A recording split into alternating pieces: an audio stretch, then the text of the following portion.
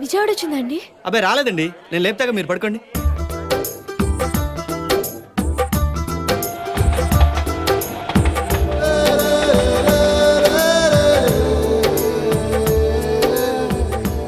ఏమండి ఏమండి ఏమండి విజయవాడ వచ్చిందా?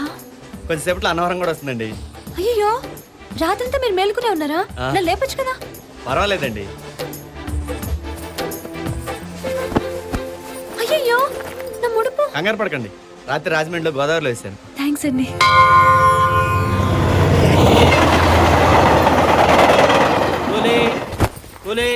అన్నవరం వచ్చింది లేవండి, అన్నవరం వచ్చింది లేవండి. నా కూతురు లేపడానికి నువ్వు అడిగిరా? దూరంగా ఉండి లేపడావా? ఆడవాళ్ళు కనిపిస్తే చాలు. ఆడాళ్ళ మగాళ్ళు ముసుగు కప్పును పడుకుంటే ఎలా తెలుస్తుంది సార్? తెలియకపోతే మాత్రం దూరంగా ఉండి లేపదు కదా. లేపుకుంటారు లేపో. ఇక సామ్రాజ్యం అన్నవరం వచ్చింది లేవే. సామ్రాజ్యం సామ్రాజ్యం అమ్మో సామ్రాజ్యం. ఎందుకు అయ్యంత పడి పడి నవ్వుతావు? ఒక పక్కన నా కూతురు కనపడక నేను ఏడుస్తుంటే మీ అబ్బాయి టైం అడిగిన అబ్బాయి నిన్న రాత్రే సికింద్రాబాద్ లో రైలు కదిలేటప్పుడు ప్లాన్ వేసుకున్నారు. వాళ్ళిద్దరూ సామర్లకోటలోనే దిగిపోయారు. పాపం, కన్న తండ్రినే మోసం చేసి అలా పారిపోవటం చాలా తప్పు కదండి.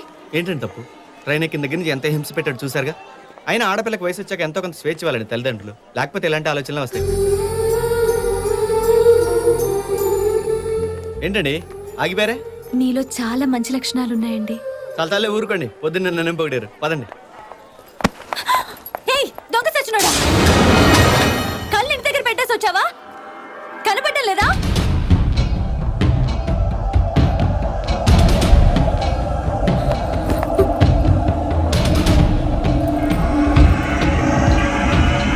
అయ్యో, వచ్చేస్తున్నాడు.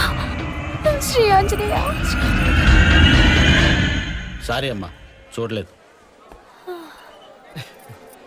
అంత భయపడే వాళ్ళు తిట్టడం ఎందుకండి?